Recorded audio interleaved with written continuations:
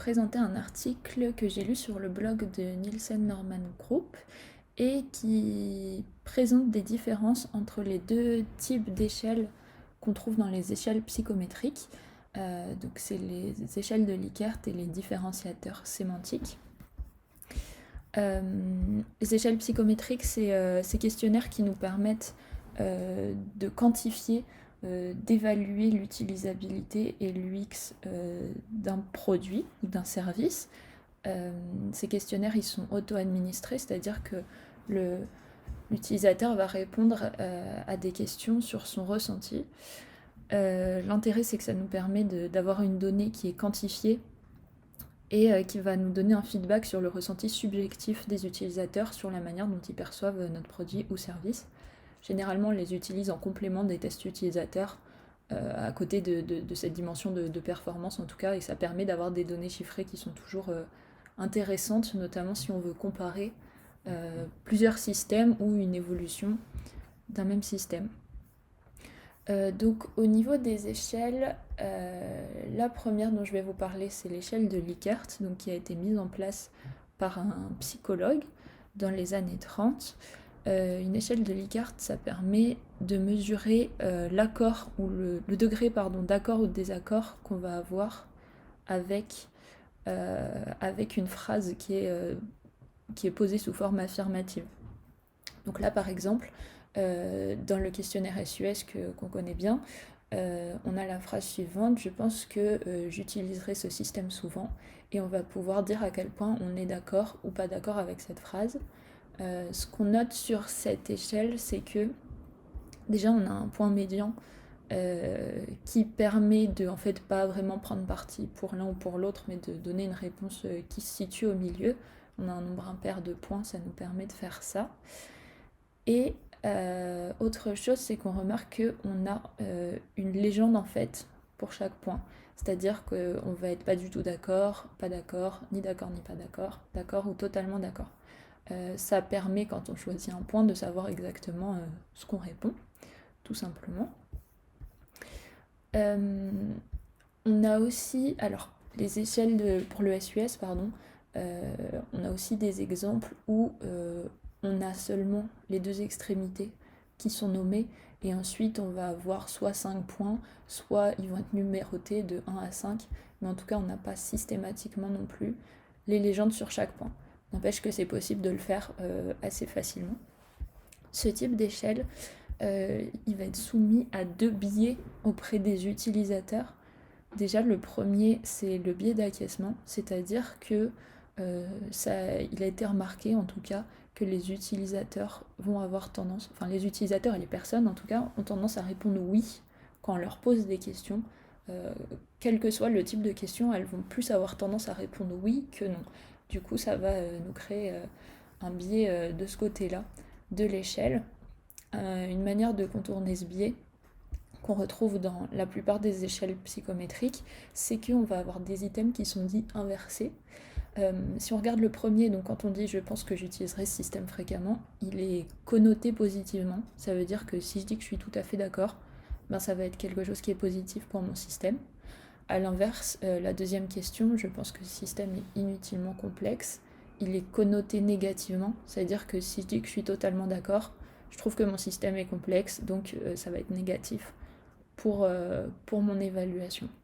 Donc ça, c'est les items qui sont dits inversés. Comme je disais, on en trouve dans la plupart des échelles psychométriques, et où on a une bonne partie de ces items inversés qui permet de contrer ce biais d'acquiescement. Et le deuxième biais qu'on peut avoir là-dessus, c'est le biais de désirabilité sociale, qui en fait nous indique que les personnes vont avoir tendance à vouloir se présenter aux autres d'une manière qui est favorable, d'une manière qui est socialement acceptée, c'est-à-dire dans notre cas ici, qu'on va pas forcément vouloir répondre des choses qui vont pouvoir être négatives par rapport à l'étude qu'on fait en fait. Si on dit qu'on trouve que le système il est super difficile à évaluer, ben, ça va renvoyer un message négatif. Donc c'est aussi un biais qui peut exister là-dedans. Ensuite, au niveau des différenciateurs sémantiques, donc c'est des questions qui se présentent sous cette forme. Différenciateur sémantique, c'est-à-dire qu'on va utiliser deux mots ou deux expressions, on va dire, qui ont des sens opposés. On va les placer de part et d'autre de l'échelle et on va pouvoir indiquer où on se situe sur ce continuum en fait entre les deux mots. Donc là, c'est notamment le type d'échelle qu'on a dans l'attractif. Là, on a le cas pour le SEQ aussi. Et donc, ça nous permet d'évaluer un peu où on se situe entre ces deux mots. C'est vraiment important d'avoir des mots qui sont des opposés l'un de l'autre et de ne pas mettre de chaque côté de l'échelle des choses qui peuvent coïncider, qui peuvent coexister. Là, on voit bien que c'est bien des opposés, donc c'est vraiment important pour ce type de questionnaire. Un des problèmes de cette échelle, ça va être que en fait, ça va demander un degré d'abstraction un peu supérieur à l'échelle de Likert. Tout simplement parce que l'échelle de Likert, on a vu qu'on pouvait bien labelliser en fait chaque point. Ici, c'est plus compliqué parce que en fait, on peut le faire d'une certaine manière en disant par exemple que c'est très facile, plutôt facile, pas trop facile, etc. Mais ça va venir. Enfin, on n'a pas toujours, en tout cas, un degré de nuance dans le vocabulaire qui permet de tout labelliser. Ce qui fait que ça va être un peu propre à chaque personne de dire où elle se situe. Et peut-être que si deux personnes ressentent la même chose, elles n'ont pas forcément non plus se positionner au même endroit. Donc là, on va avoir un effort, en tout cas cognitif, supplémentaire de la part des personnes pour venir se positionner là-dessus, notamment si on fait passer ce type de questionnaire. Après, par exemple, un test utilisateur, c'est peut-être à prendre en compte aussi, de pas forcément donner, je pense par exemple à l'attractif qui a 28 items comme ça, faire attention à pas donner des trucs très longs et qui demandent un gros effort cognitif après l'effort qui a été déjà fourni par les personnes lors du test. Du coup, au niveau de ces deux types d'échelles, évidemment que les deux permettent de donner un certain degré d'opinion qu'on a, en tout cas de mesurer, oui, ces degrés d'opinion. Ici, à la fin de l'article, on avait un petit tableau récapitulatif de toutes ces informations. Donc déjà, au niveau des infos obtenues sur l'échelle de Likert, on a un degré d'accord ou de désaccord par rapport aux phrases.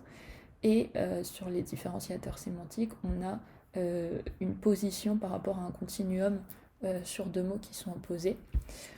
Au niveau du nombre d'options, du coup, dans les deux cas, comme j'ai dit, c'était impair, c'est-à-dire qu'on va pouvoir se situer au milieu. Et généralement, ça varie entre 5, 7 par exemple pour l'attractif. L'idée, c'est d'avoir suffisamment de points pour avoir assez de nuances, mais de pas non plus en avoir trop. Par exemple, 9, ça commence à être beaucoup parce que on va rentrer au contraire là dans un degré de nuance qui est trop fin et qui va pas forcément être intéressant pour nous, qui peut aussi compliquer les réponses pour les personnes. Enfin, ça va être un peu plus compliqué de se positionner si on a beaucoup de points sur l'échelle. Au niveau de la labellisation, comme je disais, des options, l'échelle de Likert, on va être capable de poser très simplement des labels sur chaque item, alors qu'au contraire, les différenciateurs sémantiques, comme je disais, ça peut être plus compliqué, on n'a pas forcément le vocabulaire pour. Il faut être sûr aussi que ça correspond exactement à ce qu'on veut dire, et ça, c'est pas forcément toujours le cas. Et les limitations, comme je disais, il y en a un qui va être soumis à des biais liés à la forme des réponses, en fait, et l'autre qui va demander, au contraire, un effort cognitif plus intense par rapport au fait que, justement, les réponses ne soient pas labellisées. Une chose qu'on peut noter, c'est qu'en fait, l'échelle de Likert, on peut toujours convertir les différenciateurs sémantiques en échelle de Likert. Si je reviens sur l'exemple qu'on avait là, de manière générale, cette tâche était très difficile ou très facile. Je peux totalement tourner ça en disant j'ai trouvé que cette tâche était très facile à réaliser, et là je mets de pas du tout d'accord à tout à fait d'accord. En revanche, on ne peut pas toujours le faire dans l'autre sens.